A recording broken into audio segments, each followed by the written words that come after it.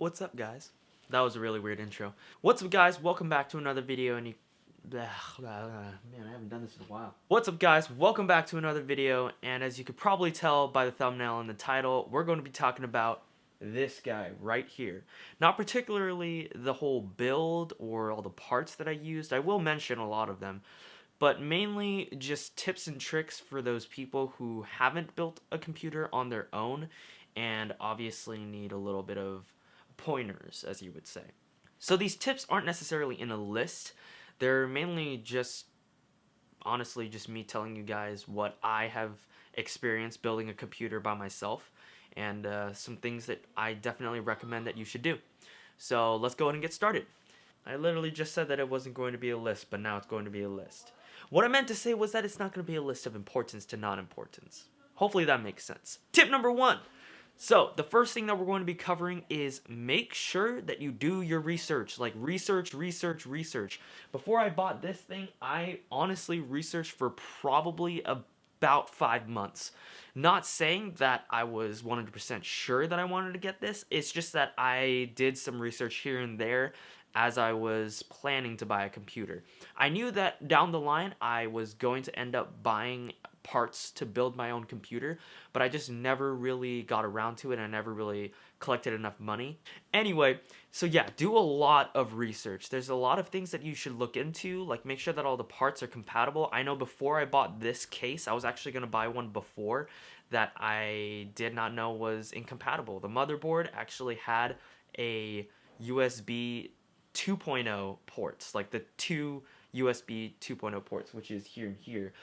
But the case that I was going to buy had a USB 3.0 port, which unfortunately my motherboard did not have. So yeah, do your research. Also, another important note for research, make sure that your motherboard either supports Wi-Fi with a Wi-Fi chip inside of it or it does not. Many people like to use Ethernet, but I don't have Ethernet, and I'm not sure if you guys do or not. But if you do, by all means, just use Ethernet. It's 100% much more faster than Wi-Fi, and it's more dependable than Wi-Fi. But most motherboards actually will not support Wi-Fi, or like they will support Wi-Fi. It's just that they won't come with the Wi-Fi chip. Hopefully that makes sense. And if you know computers, this probably makes sense. I recommend going for a Wi-Fi USB. Do not get a Wi-Fi card. Although people are saying that Wi-Fi cards are way faster than a USB adapter, it's definitely not worth the PCI slot on the motherboard compared to just sticking in a USB. Because honestly, you can go out and get USB extenders for like a couple of bucks, but you can't go out and get PCI slot extenders for your motherboard. You're going to have to go get a new motherboard. And trust me, that's not going to be fun. Tip number 2. Make sure that you know where you're getting your operating system key from. What I mean by that is essentially make sure that the key is legit. There's no really 100% way to know that the key is legit unless you go out to a store and buy it.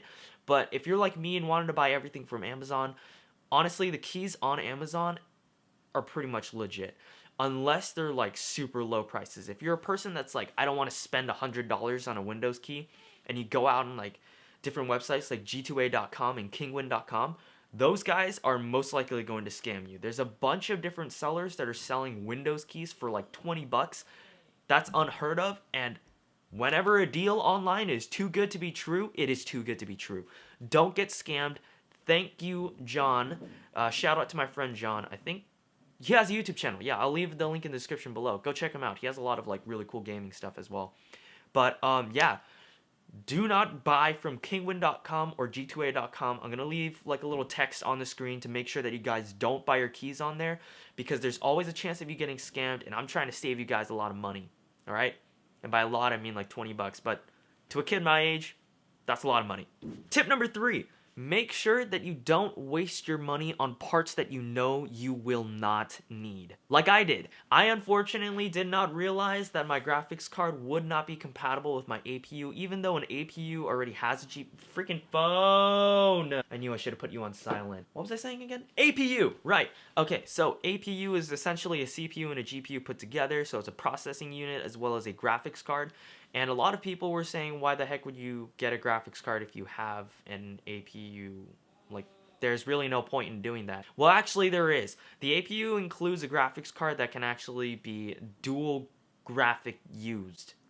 That's the wrong term, but hopefully you guys understand what I'm saying. If not, I'm going to explain it either way. Basically, what that means is that because there's a graphics card within the processing unit, and you have a separate graphics card, you can use both of them at the same time to pretty much max out the ability of the computer. The reason why mine was incompatible because I was really stupid and didn't realize that Radeon graphics cards and Nvidia graphics cards don't work together. I know all those people who are like super good with computers is gonna be looking at me like, you are an idiot, bro. Yeah, okay, I'm sorry, alright? I didn't do enough research. Going back to tip 1, make sure to do your research, man. Sucks. Going back to that Wi-Fi adapter, I'm really sorry about like all the jumpiness of this video. I'm trying to do this all like without a script and it's just like ideas popping into my head. So yeah, bear with me. Don't buy a CD drive because honestly you don't need it unless you like watching movies like on your computer and stuff like that. Go ahead, by all means, if you have the extra money as well, just buy a CD drive.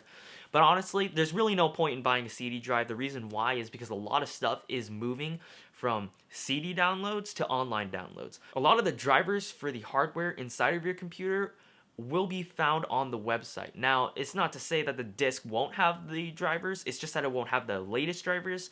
So you're gonna have to end up getting the drivers from the website anyway and sticking it into a flash drive and shoving it into your computer or just downloading it via the internet. So there's really no point in getting a CD drive. Yeah. The Wi-Fi adapter was essentially what started the conversation of not getting the CD drive.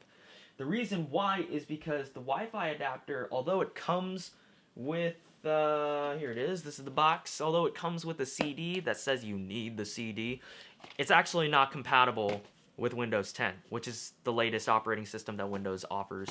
And yeah, so you're going to have to go online and download it onto a different flash drive and stick it in there anyway.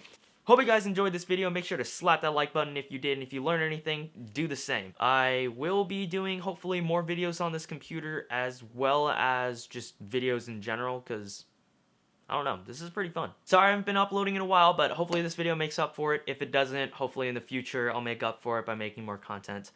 Yeah, so, later.